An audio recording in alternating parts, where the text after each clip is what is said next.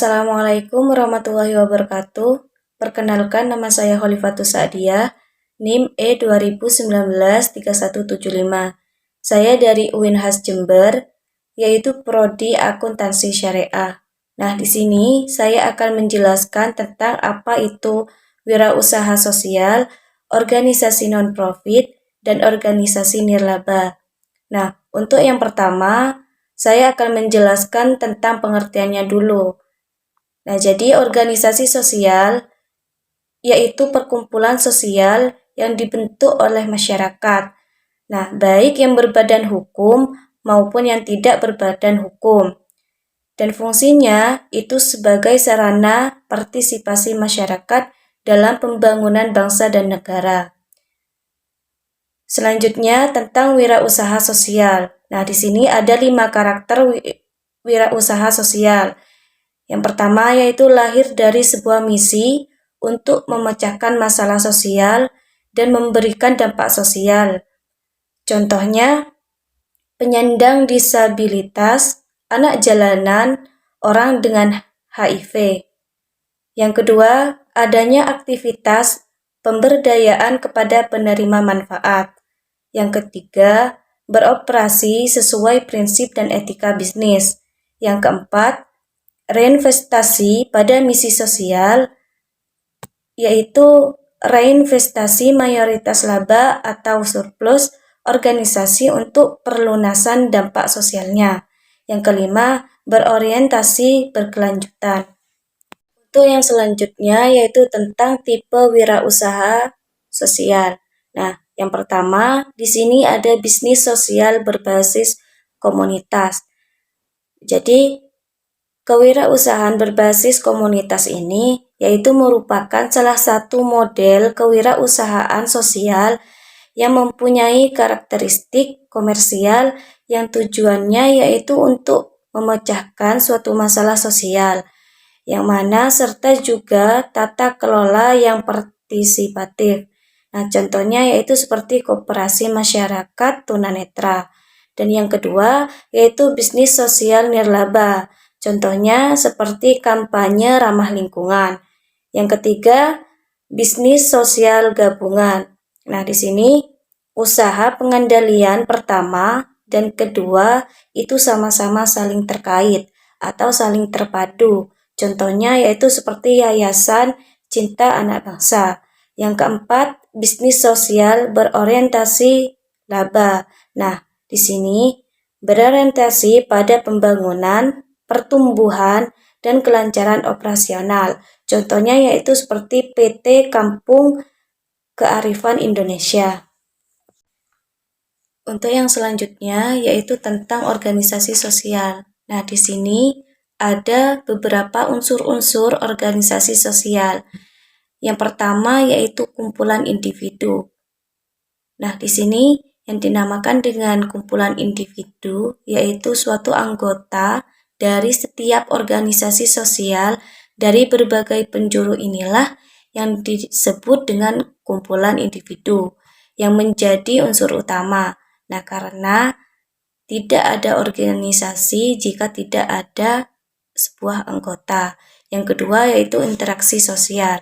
Nah, maksudnya dari interaksi sosial ini sebagai media setiap anggota untuk saling bertukar pikiran dan juga untuk saling bekerja sama, saling membantu, dan saling berkomunikasi antara satu anggota dengan anggota yang lainnya. Dan tujuannya yaitu untuk mencegah terjadinya miskomunikasi. Selanjutnya, lembaga sosial. Nah, lembaga sosial ini yaitu merupakan kumpulan aspek kehidupan dalam bersosialisasi yang berbentuk institut yang merumuskan berbagai tujuan. Selanjutnya, peran sosial. Nah, di sini peran sosial ini dapat dari posisi atau kedudukan secara fungsi anggota di dalam sebuah organisasi sesuai dengan tanggung jawab masing-masing.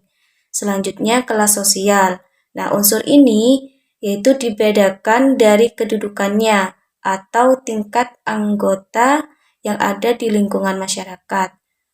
Umumnya, kalangan elit lebih sedikit yang ikut serta sebagai anggota organisasi sosial. Baik, untuk yang selanjutnya yaitu tentang ciri-ciri organisasi sosial.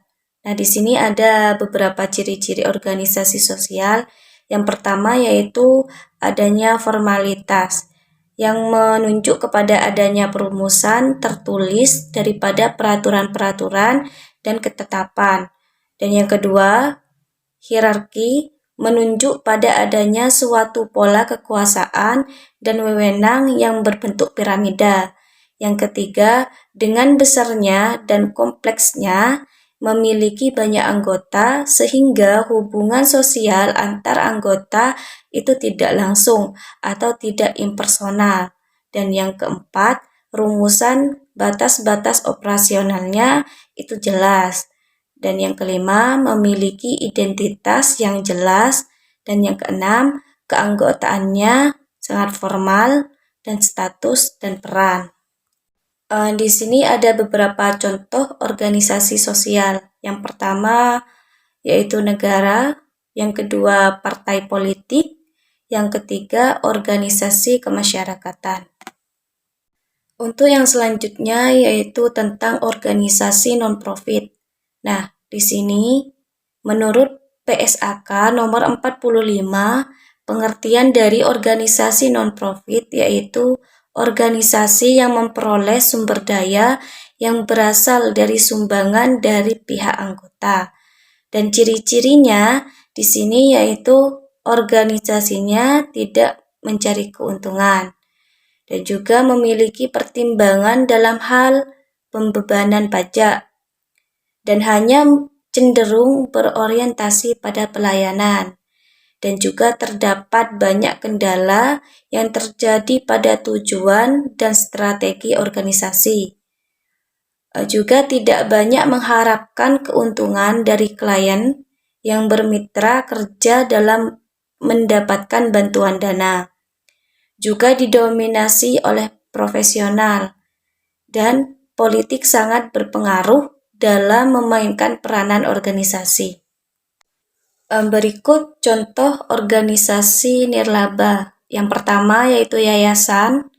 Dasar Hukum Undang-Undang Nomor 28 Tahun 2004 yaitu organisasi yang didirikan berdasarkan pembagian aset.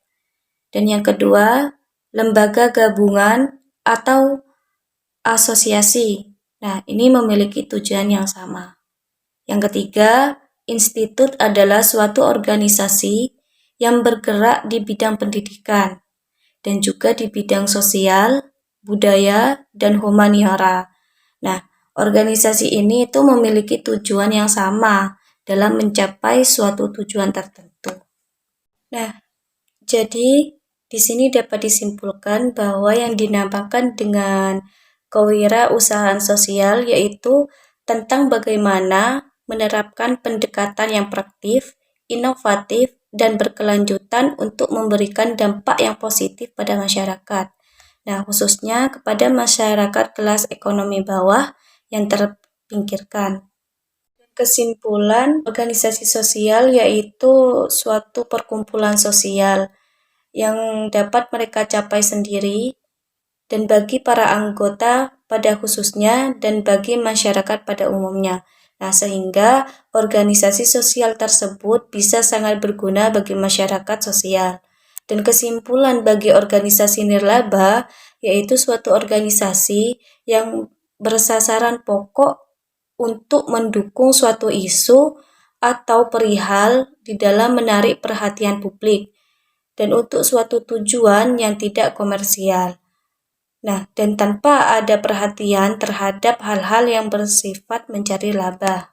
Mungkin cukup sekian dari saya, kurang lebihnya mohon maaf. Wassalamualaikum warahmatullahi wabarakatuh.